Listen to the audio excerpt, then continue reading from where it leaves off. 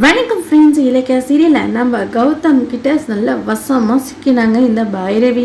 இது மட்டும் இல்லாமல் பைரவி பார்த்தீங்கன்னா எஸ்எஸ்கேக்கு ஃபோன் பண்ணி இந்த மாதிரி என் மகனை கௌதமை ஏன் கொல்றதுக்கு பார்க்குற, இந்த இலக்கியாவை தான் கொல்லணும், ஃபஸ்ட்டு இலக்கியா தான் என் மகனை எல்லாத்தையும் சொல்லி கற்றுக் கொடுக்கிறது, நம்ம எல்லாரையும் பாடுபடுத்தினுங்கிறது இந்த இலக்கியா தான். இலக்கியாவை விட்டுட்டு எதுக்காக கௌதமை இந்த மாதிரியெல்லாம் டார்ச்சர் பண்ணேன் அப்படின்னு சொல்லிட்டு ஃபோன் பண்ணி இந்த பைரவி பார்த்தீங்கன்னா எஸ்எஸ் கிட்ட பேசிட்டு இருக்காங்க. உடனே கரெக்டாக அந்த சமயத்தில் நம்ம கௌதம் வந்து பார்த்துடுறாரு.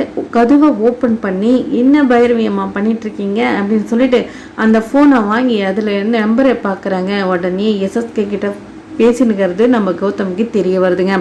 என்ன பண்ணிகிட்ருக்கீங்க, இலக்கியா மேலே அப்படி என்னதான் உங்களுக்கு கோபம்? இலக்கியாவும் நானும் சந்தோஷமாக வர்றது உங்களுக்கு பிடிக்கலையா? நான் இலக்கியாவை விரும்பி தானே, என் மனைவி நான் தானே விருப்பப்பட்டு எல்லாமே கல்யாணம் பண்ணலேருந்து நான் தானே பார்த்துக்கிறேன். உங்களுக்கு என்ன பிரச்சனை? இலக்கியா என்ன தப்பு பண்ணுறா? இலக்கியா ஒரு துரும்பளவு கூட கெட்டதே நினைக்க மாட்டாங்க. உங்களுக்கு மட்டும் அப்படி என்ன கெட்டதை நினச்சிட்டா எதுக்காக இலக்கியா மேலே இவ்வளோ வெறுப்பாக இருக்கீங்க? இலக்கியாவுக்கு எதனா ஒன்று ஆனால் மட்டும் பார்த்துக்கோங்க, நான் உங்களை சும்மாவே விட மாட்டேன் அப்படின்னு சொல்லிட்டு நம்ம கௌதம் பார்த்தீங்கன்னா பைரவை பார்த்து சாமியாக கேள்வி கேட்குறாங்க. இந்த பைரவியை அப்படி ஆடி போய் நிற்கிறாங்க. வசமாக மாட்டிக்கினா எப்படி நிற்குவாங்க இந்த பைரவி?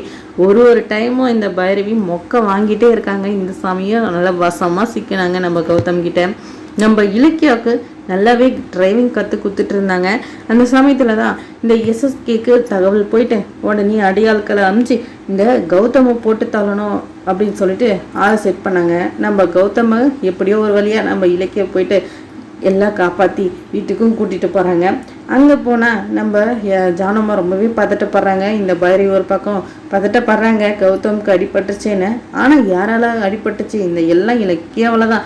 இலக்கியா தான் எல்லாத்துக்கும் காரணம், இலக்கியா தான் எல்லா தப்புமே பண்ணுறா அப்படின்னு சொல்லிட்டு சாமியாக பேசிகிட்டே இருந்தா. நம்ம கௌதம் வந்துட்டு இங்கே பாருங்கள், எதுனா தெரிஞ்சால் பேசுங்க, இல்லைனா வாயை முடிச்சு நில்லுங்க அப்படி இப்படின்னு சொல்லி என் இலக்கியா மேலே எந்த தப்புமே இல்லை, எல்லாத்துக்கும் காரணம் நீங்கள் தான், உங்கள் கூட்டாளி தான் அப்படின்ட்டுலாம் சொல்கிறாங்க. இந்த பைரவி என் கூட்டாளியை யார் அது? இந்த எஸ்எஸ்கே தாங்க, அதுதாங்க. அப்போ தாங்க இந்த பைரவி ஃபோன் பண்ணி எஸ்எஸ்கே கிட்ட பேசிட்டுறப்போ நல்லா வசமாக கௌதம் கிட்ட மாட்டிக்கினாங்க. இது ஒரு பக்கம் இருந்தாலும் இந்த அஞ்சலி ஒரு பக்கம் எப்படியாச்சும் கார்த்திக் கூட சேர்ந்துடணும். இந்த இலக்கியாவும் இப்போ கை விட்டுட்டா, இப்போ எப்படி நம்புறது? எல்லாம் கோர்ட்டுன்னு போயாச்சு, கோர்ட்டு மூலமாக பார்த்தாகணும். உடனே நம்ம கார்த்திக் வந்து நம்ம அஞ்சலி கொடுமைப்படுத்தின மாதிரியும் அப்படி தானே ரீலை கொண்டு வர போகிறா இந்த அஞ்சலி. எப்படியாச்சும் அந்த வீட்டை விட்டு வெளியே வர முடியாத அளவுக்கு இந்த அஞ்சலி வந்து நாடகம் ஆடி எப்படியாச்சும் கோர்ட்டை நம்ப வச்சு நான் வந்து அந்த வீட்டிலே இருக்கணும் அப்படின்ற மாதிரி பேச வச்சு எப்படியாச்சும் அஞ்சலி வந்து அந்த வீட்டுக்குள்ளே போயிடணும் அப்படின்னு சொல்லிட்டு நினைக்கிறாங்க. கண்டிப்பாக அவங்க நினைக்கிறது எதுவும் நடக்க போகிறதில்ல. வாங்க என்ன நடக்கின்றதை பார்க்கலாம். இந்த வீடியோ பிடிச்சிருந்தா லைக் பண்ணுங்கள், கமெண்ட் பண்ணுங்கள், மறக்காம சப்ஸ்கிரைப் பண்ணிக்கோங்க ஃப்ரெண்ட்ஸ்.